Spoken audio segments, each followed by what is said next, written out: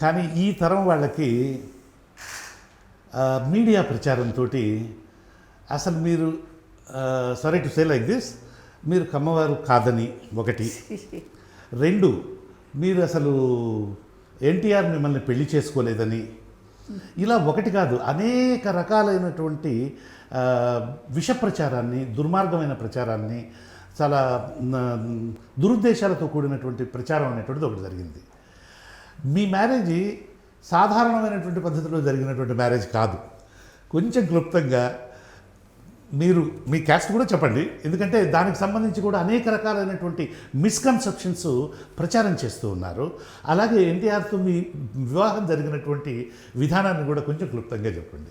ఇప్పుడు నా కమ్యూనిటీ అనేది ఏ కమ్యూనిటీ అని ఎవరు దాచలేరు కదా.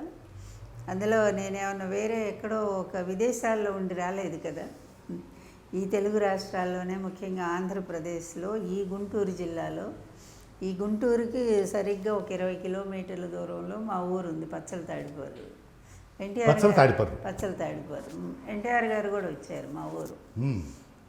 తర్వాత ఆ ఊర్లో దాసరి వారంటే పెద్ద ఫేమస్, చౌదరీస్. ఆ కుటుంబమే ఎక్కువ అక్కడ. పెద్ద కమ్మారు అంటారు, చిన్న కమ్మారు, అవి వేరే విషయాలు. పెద్ద కమ్మారే అనుకునేవాళ్ళం మేమంతా కూడా. సరే, అట్లా దాసరి కోదండరామయ్య చౌదరి మా తాతగారు, దాసరి కృష్ణమూర్తి చౌదరి మా నాన్నగారు, దాసరి కృష్ణమూర్తి గారు, కృష్ణమూర్తి చౌదరి. ఆయన కమ్యూనిస్టు, రియల్ కమ్యూనిస్టు. అలాగే మా అమ్మ వాళ్ళు చెన్నుపాటి వాళ్ళు, మా అమ్మ వాళ్ళ నాన్నగారు చెన్నుపాటి.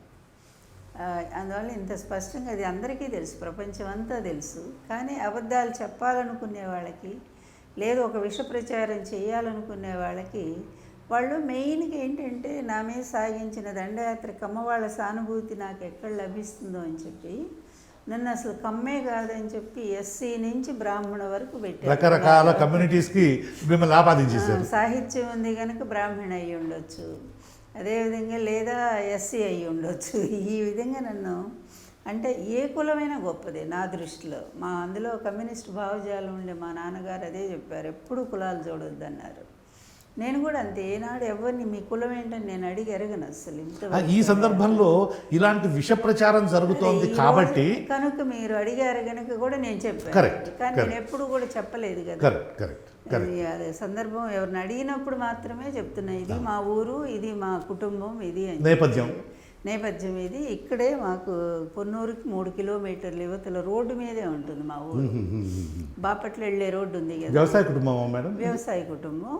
కాకపోతే మా తాతగారికి 4 కొడుకులు, 4లో మా నాన్న చిన్నవాడు, 2 అక్క చెల్లెళ్ళు. మా అందరికంటే పెద్దవాళ్ళు వాళ్ళు. మా పెద్ద మేనత్తని దొప్పలపూడి గ్రామం ఇచ్చారు. వాళ్ళు ఎలవర్తి వాళ్ళు. మరి ఎలవర్తి అంటే కమ్మారనే కదా. అలాగే మా చిన్న మేనత్త శేషమ్మని, ఆదిశేషమ్మ ఆమె పేరు.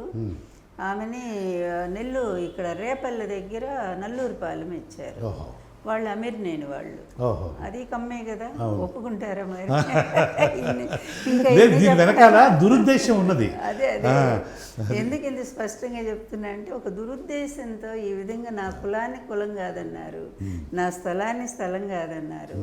నన్ను పూర్తిగా ఎన్టీఆర్ పెళ్లి చేసుకున్నటువంటి ఆవిడకి ఏ అర్హత లేదు, కులము లేదు, చదువు కూడా లేదని ప్రచారం చేయొచ్చు. కానీ అది కూడా ఇలాగే నలిఫై అయిపోతుంది. ఎందుకంటే మీకున్నటువంటి డిగ్రీలు, మీరు రాసిన పుస్తకాలు, అవే మీ సాహిత్య ప్రతిభని. అదే అసలు చదువు కూడా లేదని నాకు తెలిసి అక్కడ ఒక డల్లాస్ మీటింగ్ పిలిచారు నన్ను, తెలుగు అసోసియేషన్ వాళ్ళు. దాంట్లో ప్రతియేడు నేను అమెరికా పోతే వాళ్ళు నన్ను పిలుస్తుంటారు. చాలా ఇష్టం నా ఉపన్యాసం అంటే. ఆ మీటింగ్లో అక్కడికి వెళ్ళినప్పుడు అక్కడ ఒకళ్ళు చెప్పారనమాట, ఒక చౌదరి వచ్చాడు ఇక్కడి నుంచి, ఇండియా నుంచి. ఆయన లక్ష్మీభారతి గారిని ఎందుకు పిలిచారు, ఆమెకి ఏం చదవచ్చని, అసలు మాకు తెలిసి ఏదో స్కూల్ చదువు అనుకుంటాను అని ఇట్లా చెప్పాడంట వాళ్ళు. ఇప్పుడు ఈరోజు ఈ ఇంటర్వ్యూ కూడా జరగకుండా ఉండడానికి ఏదో ఒక చిన్న ప్రయత్నం జరిగింది, కానీ దాన్ని మేము సక్సెస్ఫుల్గానే నిప్పుడిట్టింది బడ్.